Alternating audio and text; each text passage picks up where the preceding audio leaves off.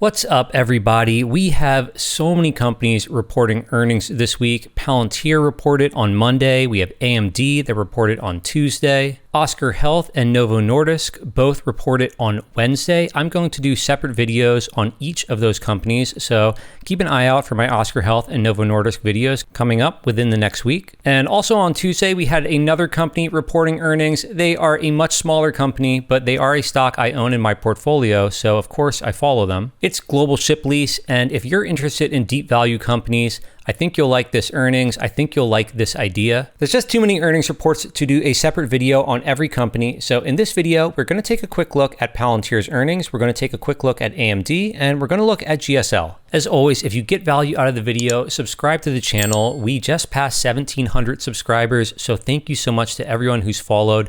Now, let's jump into it, and let's start with Palantir. I've done a full video on Palantir before, so we won't go into the entire company. I think if you are interested in Palantir, though, you should follow their blog. They have a ton of interesting stuff on here. Palantir is a software company where they essentially take large data sets and make decisions based on that data. Their largest client is still the US government, but where they've seen the most growth actually recently is in their commercial space. Even if you're not interested in investing in Palantir, I think there's a lot of cool stuff in this blog. If you're just curious about how AI is being used in our world today, it's just really an interesting read. Now, diving into their earnings, this was really just a blowout quarter for them. Revenue growth was 48% year over year in this quarter, and they are guiding to 45% revenue growth for the entire year. They say themselves on this report that this is crushing consensus expectations, and I have to agree, this definitely crushed expectations. Also, the margins they're putting up in this quarter are just record margins for them. Net income margin of 33%, and this is GAAP net income. GAAP stands for Generally Accepted Accounting Principles, so they can't do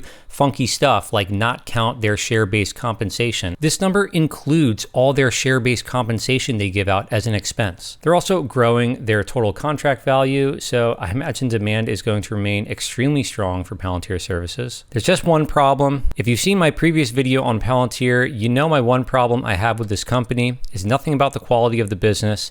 It's just the price. The stock has been on a complete tear. It was not surprisingly up on this report. I mean, it was a fantastic earnings report, but this is currently a $420 billion company. That means you're paying a little over 100 times what their estimate for sales is going to be this year. Not even earnings. This isn't trading for 100 times earnings, 100 times sales. As far as earnings for the year, they don't give us guidance on that. They give us guidance on adjusted income from operations, which they put at about $2 billion, but they're adjusting for their share-based compensation. So they're effectively not counting their share-based compensation as an expense. Of course, if we are equity owners of this company, if we buy stock in Palantir, that is a real expense to us. Their share-based compensation is running at about $700 million a year. So if we subtract that out, you're probably looking at, $1.2, $1.3 billion, let's say, in earnings for the year. This company is trading for over 300 times earnings. So while I think the business is interesting, I enjoy following this stock, I enjoy reading their blog, but I'm just not going to touch it as an investment at this price. I mean, just looking at my model, the assumptions I have to make to get a decent return out of Palantir today, if we look in my bull case here, if I assume revenue grows 50% every single year for 5 years, which to put in perspective would have their revenue reaching, about $24 billion 5 years from now. Not impossible, but certainly a tall order. And if we give them 50% operating margins and 5 years from now, if I give them a 60 times multiple, I mean, yes, if all these assumptions come true, then you're looking at a 13% annualized return on Palantir stock today. Those are some pretty rosy assumptions, and I bet I don't have to tell you what the result is going to be if you only assume, a mere 40% annualized growth on the top line, 40% operating margins, and a 40 times multiple. These would be incredible results for almost any company, but with Palantir at today's prices, if that scenario comes true, you're losing a lot of money. So as always, this isn't a recommendation to buy or sell Palantir, but I would just say, don't fall in love with a stock. If you've held Palantir all the way up and you want to keep holding it, that's fine. Don't let me tell you not to. I think if you keep holding a stock because you fall in love with the stock, that is not a good reason. On the other side of the coin, if you are a deep value investor, if you're someone like me who loves extremely cheap companies, don't hate the stock. Don't hate Palantir because it's trading at some ridiculously high multiple. I think it's a great company, and you never know, someday this could be a stock that's in my portfolio, just not at this price, not today. Now, let's move along to AMD. Overall, this looked like a pretty decent report. I mean, they were growing 30%, over 30% on the top line. Something that may have caught investors by surprise, especially if they were just looking through the presentation and quickly glancing at, the nice big pictures here, is to see that margins dropped a massive amount, it looks like. So what's going on here? Well, you've probably heard that there have been a lot of export restrictions from the US government on what types of advanced chips can be sold to China. There's a lot of rules about which high-end chips are allowed and which are not. And AMD designed specific chips to comply with these regulations, the MI308s. However, as of today, after the US tightened its rules on chip compliance, the 308s are not able to be exported to China. This may change, but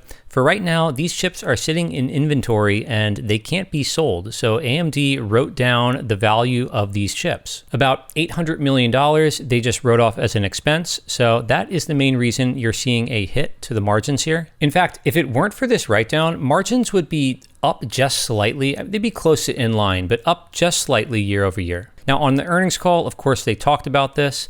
We were notified by the Department of Commerce that it's moving forward with the review of our license applications to export the MI308 chips to China. We expect to resume MI308 shipments as licenses are approved. So we'll see what happens here. It sounds like management thinks they're going to be selling these chips later in the year. Right now, they are not including any revenue from the MI308 in their forward guidance. So this could be a tailwind if they're able to continue selling those chips. We'll see. Now, even though I thought the numbers were pretty decent, the stock is down about 6-7% on this report. Keep in mind that AMD has had a bit of a run up here. So there were a lot of expectations, I think, baked into the stock at today's price. I think it's possible the market wanted to see some better growth on data centers here. Data centers were only up 14% year over year on the top line. Obviously, this collapse in margin is due to their write-off. Most of the growth for the quarter was in their client and gaming segment. Maybe putting chips and processors into, PCs and consoles isn't as interesting as fancy data centers nowadays. But still, I thought the report was pretty decent. Now, I don't own AMD stock. Like a lot of these tech companies in the market right now, AMD does not look cheap. I mean, this is a $264 billion company that's maybe going to be pulling in a little bit more than $3 billion or so on the bottom line for the year. On a forward basis, it might look a little better, but I mean, this is not a cheap company. I don't have a forecast for the future that I'm confident about, but I mean, just to ballpark it, even if we give them, 25% revenue growth on the top line, and if this company gets to, 15% operating margins, their operating margins have really just been all over the place for this company. I can't give them any benefit for free cash flow. This company is massively diluting shareholders. They issue a lot of share-based compensation.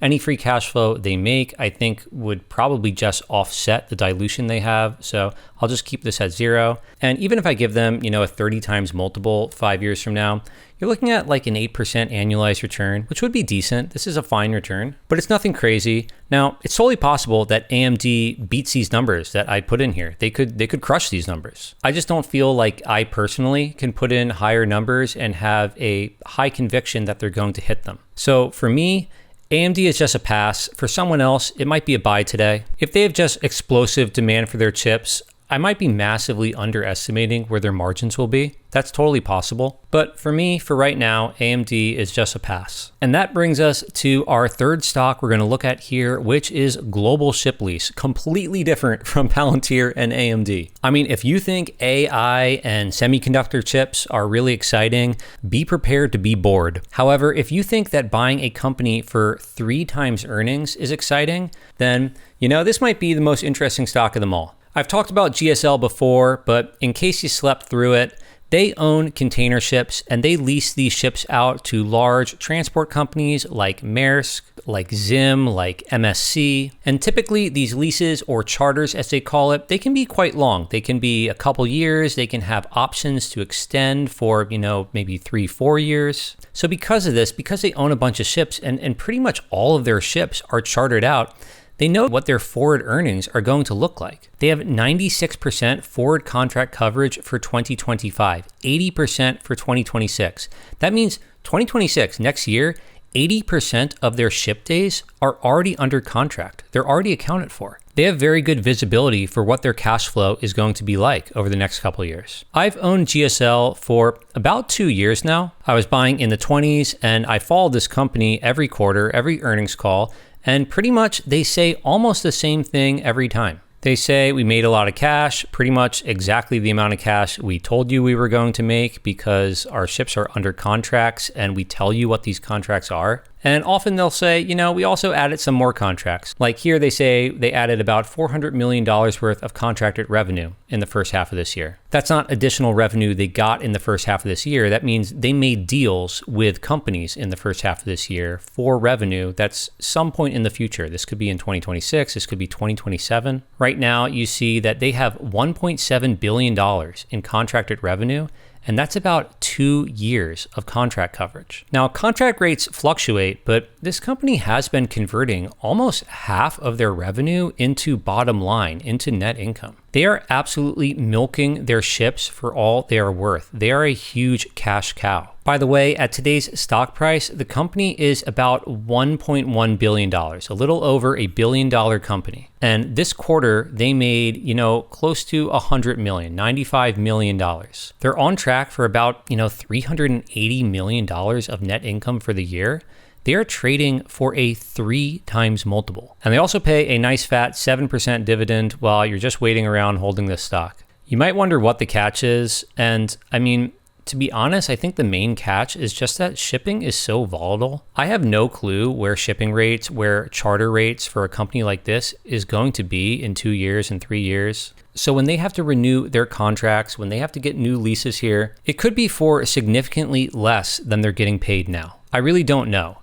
The reason why I bought this stock a couple years ago was I was looking at the numbers and they were telling me, they had about 2 years of forward coverage here. And the stock at the time was trading for, like 2.5 times their cash flow. I had no clue what shipping rates would be like in 2025, but based on their current contracts, they were going to make an absolutely massive amount of cash in 2023, 2024 from the contracts that they had in place. If I just added in the scrap value of the ships, I thought my downside was relatively limited if my thesis was just absolutely wrong. And I thought my upside was quite good in the event that they just kept making money, just business as usual for them. And 2 years later, I'm up, about 50%-ish on the stock, plus, another $4-ish in dividends I've collected in the meantime. So I'm up about 70% on my position here, and I still don't really see any reason to sell. There's still a massive amount of uncertainty with shipping. I have no clue what rates are going to be next year or 2 years from now.